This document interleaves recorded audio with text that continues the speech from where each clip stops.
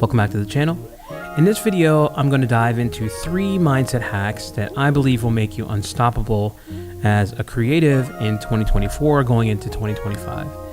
I go on a walk every day, and today I was going on a walk and randomly I just had this thought of one of my friends. And I reach out to him, I give him a call. He's like this badass painter up in Atlanta. I reach out to him and we start chatting.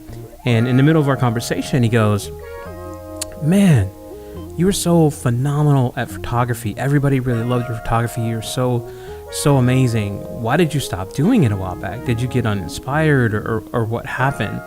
And, I really had to take some time to think about it.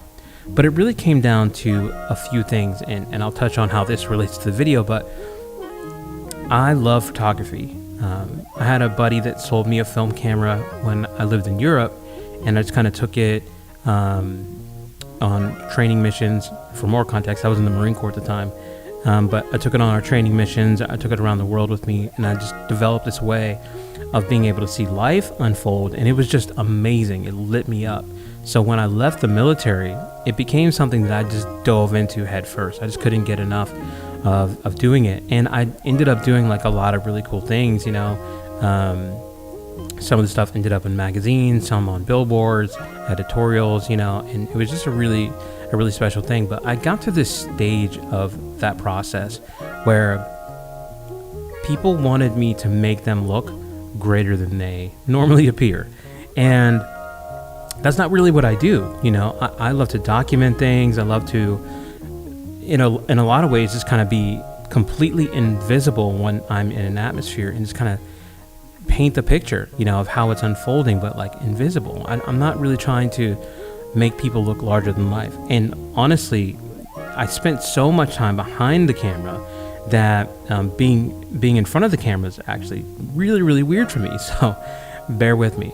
But it really just kind of reminded me, like, man, it is something that I really love. I usually do take a camera with me most of where I would go from day to day, but it's definitely a different experience. And here's why. I learned to manage my bandwidth. There are a lot of things that once you start going down a creative path where people will reach out to you and opportunities will come your way. And it actually takes a good amount of time to become discerning enough to know which ones actually make sense for you. Now, on paper, they might make sense. It might be like, hey, this is a thing you can do with this really cool brand. We're going to give you money. You can travel. And as a creative, that's like, it checks all the boxes. It's like, ding, ding, ding, ding. But it doesn't necessarily mean that you're going to love that experience. It doesn't necessarily mean that the people that you're going to be working with are going to light you up, right? And sometimes they'll tear you down. Like it's really hard to tell, when you're in the beginning stages of any given opportunity. So you really have to manage your bandwidth. And what I mean by that is like remove things out of your space that will be taxing to you so that you can have enough clarity to be able to choose appropriately, like what resonates with you, what feels good with you, what it feels like to talk to those people, what their communication style is like.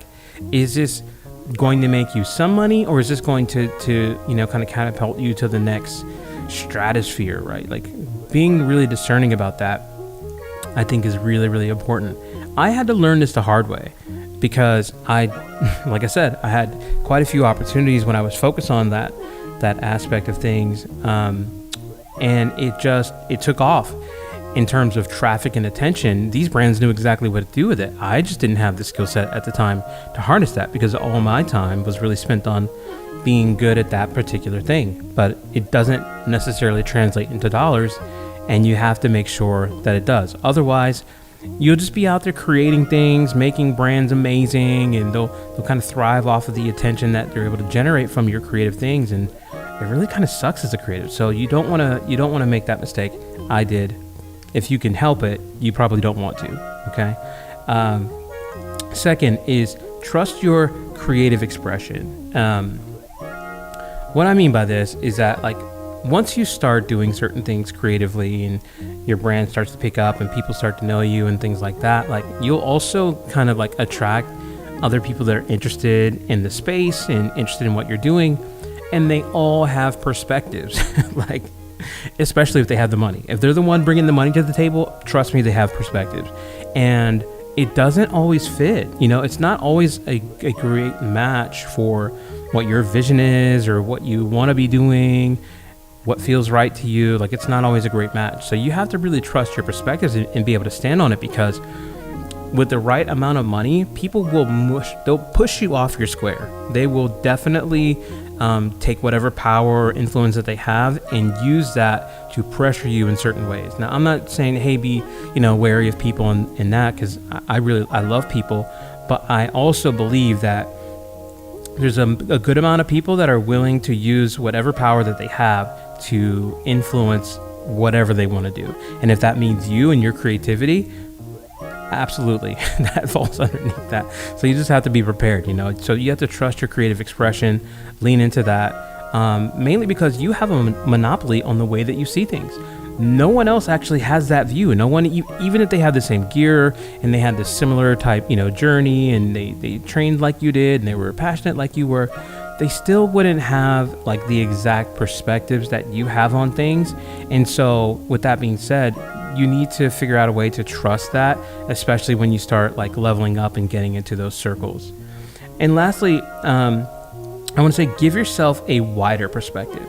It's, as a creative, when you're kind of focused in on the thing that you're doing, it takes a certain degree of focus, time, attention, skill set, and like all your focus goes here. But what ends up happening is like things are happening on the extremities of your view, like things that you don't see.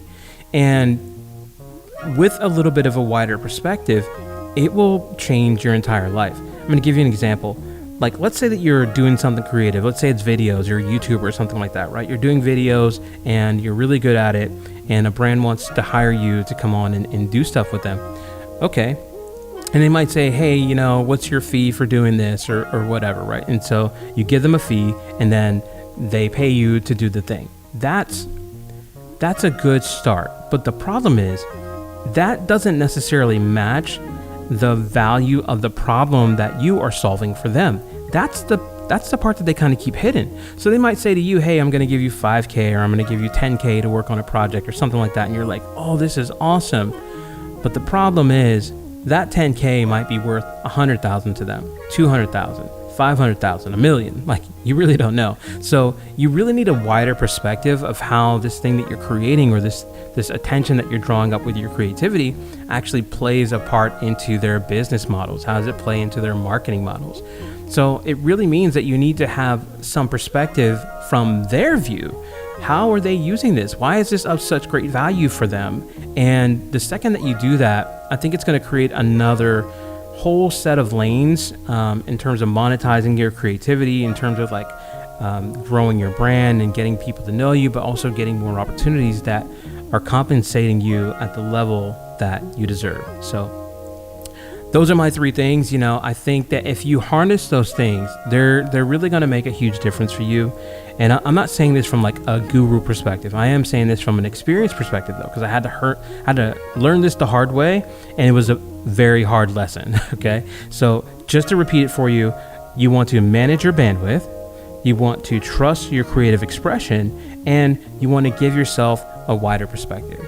I hope that you take this to heart and you're able to use it to really make your journey a little bit easier, a little bit better. And, I'm rooting for you, man. I'm rooting for myself too. Part of even sharing this is like growing my personal brand. I've done a lot of really cool things, but honestly, it was in pursuit of helping other people grow. Because I fell into the traps that I'm trying to help you avoid, like get the money or do the thing, and that's great, but like you can still be virtually invisible and do incredible things. So even just being on this channel for me is just like sharing with you in a way that hopefully helps you avoid these things and allows me to really connect with people on a deeper level. So I hope you like this conversation. If you dig it, go ahead and subscribe. Would love to connect with you. Would love to be a part of your community. And I look forward to seeing you in the next video.